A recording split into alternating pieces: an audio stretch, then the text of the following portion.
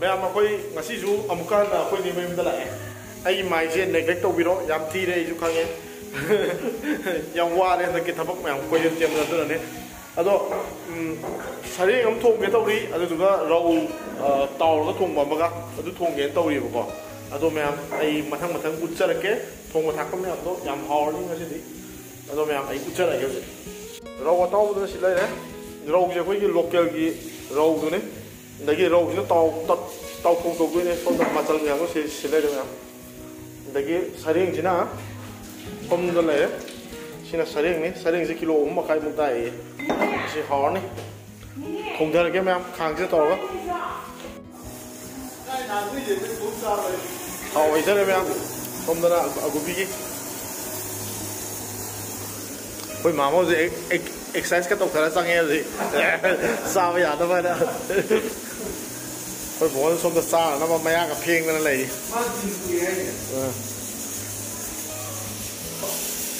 कोई रिकार्डो आ ले अगो भी तुम ना तौरी सोम कोई नाव सोम इरोली yongchak ने हवाई भी ने अदुगा लोकलई ने और योम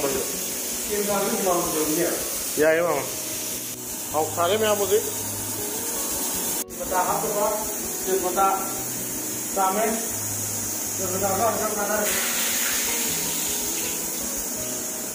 इधर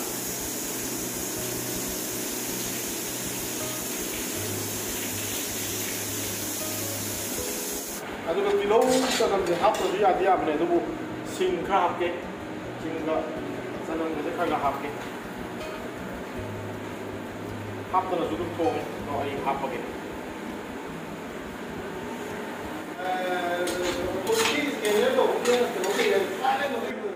सरेंग हम चल के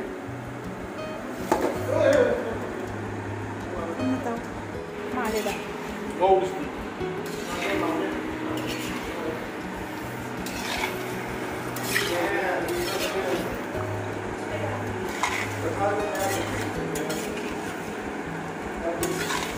वाली गेम द कन होनरी पे कारोगा मामगा वाली कन सानरी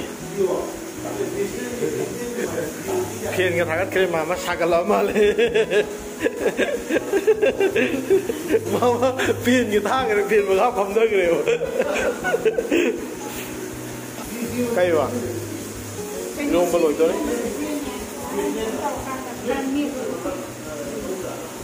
लोम बलोय लोय सलका दो रे लोय रमने ऑलमोस्ट सरेंग से मही खरगा थोकले अदुना तुम मोरोक थाकन बे आने उसे तुमगा मोरोक मकुपा थाकचा लगे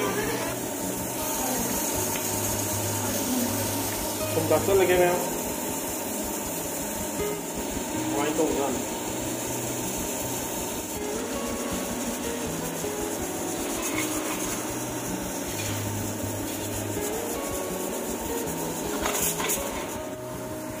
सरेंग से हुसिक मही पाजन थोकले मेरे तरह हम तो शुरुआत शोगले हाई बॉक से सुने हाई बॉक का थाकचल लगे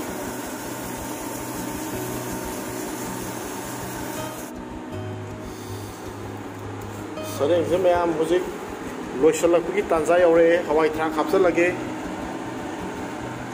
हवाई ट्रक का हापने अदुगा मचू हापचल लगे जे कया दी चूदबने मचू से कितना वाले वा प्रोजेक्ट ना मां टाइमिंग आई टर्न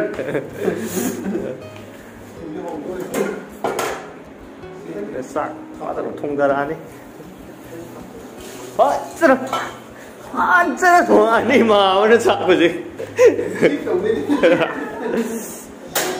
मामलो तो साक से तो आनी हो पी के लाओ साकी थोड़ा मामला आई इंटर साकी तंग मामली साक पुलाम खले के नहीं दे साकी वाला दिन की मौत है यार काकी रे हापा आप बुक से की दो नहीं आई कम बोल मामा साक हफ्ता कर ओए ना कोई जो सब बोलता है साक से हां आया आया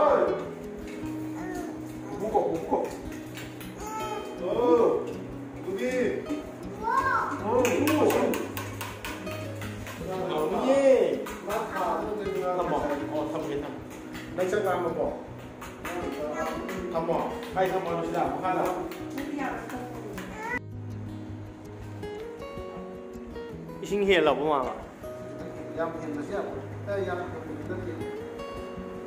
Ay, nang kadawin ho masakit yung ni. Kadawin na.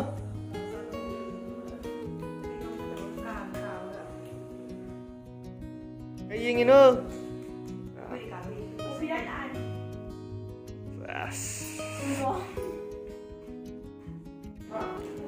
Mau chụp của anh tao kìa. Adum ya bro của anh tao kìa. Dạ em. Adum ya ini.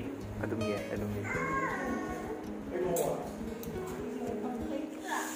Thôi bungo ka akoi gi Ricardo ka taste story. How bro? Kamai tao kìa ba? Yam how re đấy. Quay của viên tây giống không à. Không có đâu. Tuni cha tuni.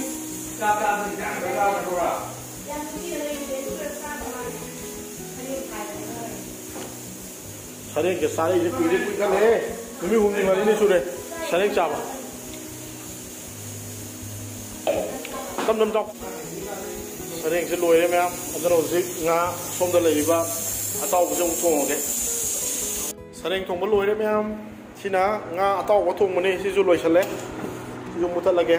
Hozik garnish tóc thôi là cái gì? Sarang kì nó hấp ấy. Giờ đấy mấy em. Xin lấy đấy. Nga tao có thongba rau tao có thongba sina sarang thongba sak thang tu em xin lấy đi sarang thongba nga tao có thongba eronbaga sina samput che kowba ne gajar ne chak ne samput tau ne sini em ngasi ki kat toi sak ki tang ka mà bên em phải đi thùng dầu này tôi tay cá đắp tông action great chắc ông vừa lấy đấy chứ cái nó sarang không rồi tôi bảo xin nào tao bảo xin nào saga sẽ bị ta hành lộc hết rồi cái mấy bị ta nó hành lộc hết rồi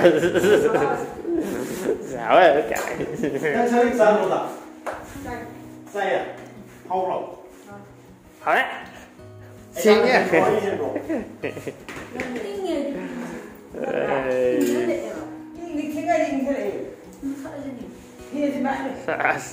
what's that udik juga apa dah lo hai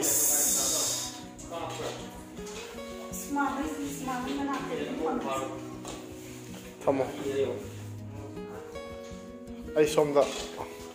Ship không kìa. Dạ. Xin nó cái nào không đi vào. Xin nó mama. Xin nó mama.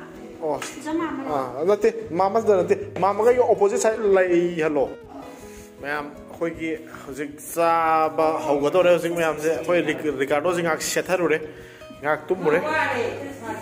Khôi nào nó hojik sarang kwa thara ka to re. Ricardo dah hap kre. Yam hap sing no no. Kita hap ya. Yare. Nenang di. Sila sa ani si ni ba mo yo man ganay. Ma, may extra oil pa. Sa ka jing ha jing. Ani lo khelo sa ra. Som da Nenea tu thamo hai. khôi bụng nó này. Có sao thôi à? Saga ka di sa ni se sani mai ro na ta ga koi sa ba ya ai chai. Sa ni mi sa ni. Khôi nó service ta cắn lay đi mau gì. Ricardo ki happy de nga. Tu se apa ke? Khôi bụng đi qua cả ngang tới bây giờ cắn đang tàu đấy. Đạp. Nga tàu sẽ spicy way. Sẽ khôi này nó sẽ kowba gi. Yare này yare. Kowba samput này xin na. Ma'am. Học giờ cái sao vậy?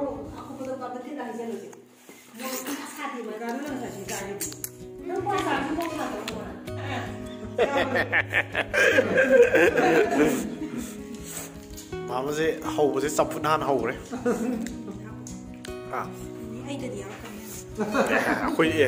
khoi ni dum yaw le me se video ko ding yaw le asa khoi naw ding nga ma to mani ke su kre ai jang le sai ta lu ni hao hao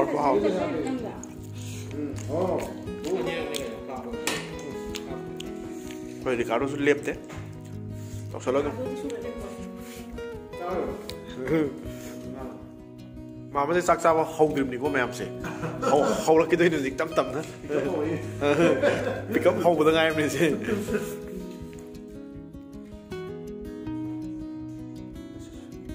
thì được lấy sao mà không cần nó không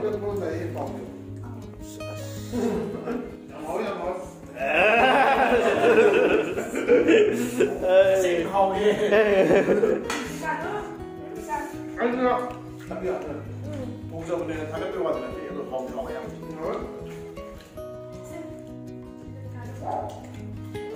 akwai ne gi sa injang in sidram nga de matung tak hang ko ma de ma lo tsi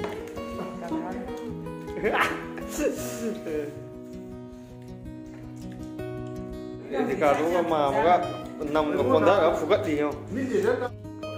Bị sao vậy? Bây giờ tâm xa đi, tâm lâu cái gì mà số tâm nó tâm lâu cái gì?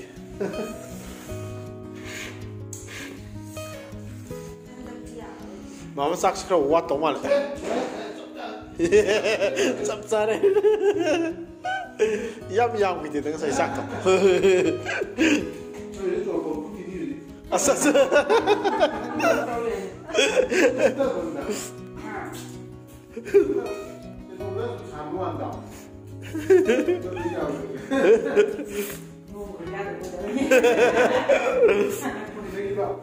Coi mà nó sắc thì phong nó tôm thật.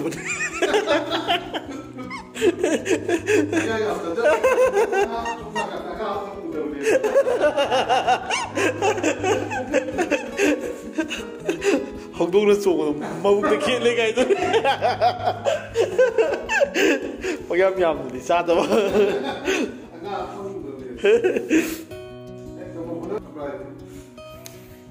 Dừng mà xa vào lồi đấy, dừng nó mấy giây khởi chinh cận đi. Thật ra nó mất cái mùi. Thật ra nó mất cái mùi chào đi lồi đấy gì.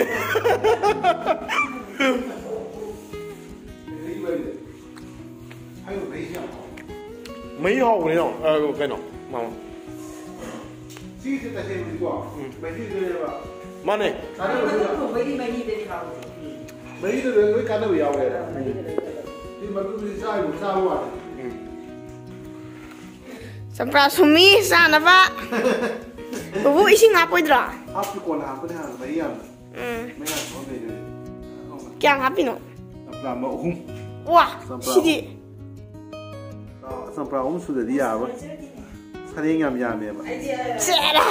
Sarang itu digesting. Digesting enzyme ni uji. 3x. 3S ni uji. So phong ni mau tahu uji. Sampai orang musim kere. So phong gai ku gam mengalau deh uji. Oke ta ni uji limon tak cel di bawah mita di saat ni uji. Ada uji kuajar dah. Hau bum tak salah ni. Ada ngasih program dah in way ni.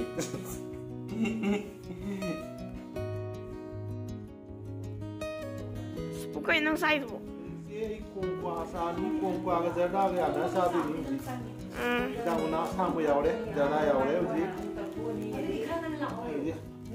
Hậu sang đi.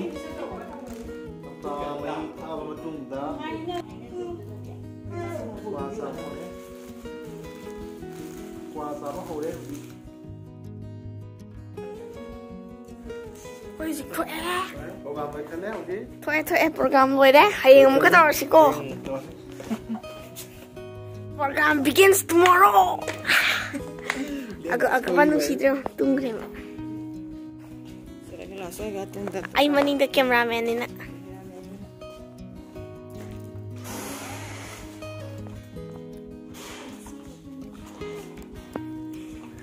Mẹ khơi gì mà anh đâu có. Xong tới cái quay là cái sợ là cả bắt đi tìm cái sáng chắc hết. Tụi mình ui nhỉ nè. Chỉ là khơi cái class 1, 2, 5 mà lại ra. Aduga grand item mà lại ra. Bố khơi cái bố khơi cái gari này gì đó. Bố này ăn ngoài thầu sao gari. khơi gari gì ra. Chale ke? Chale, mom chale. Good night. Nanea, khagem bali đi hale khơi rồi. Gari thâu đi gan na. Phong sư thèn cho lại khổ baro ta rồi đấy. Yeah, I'm going to go to the hospital. Bye bye, good night.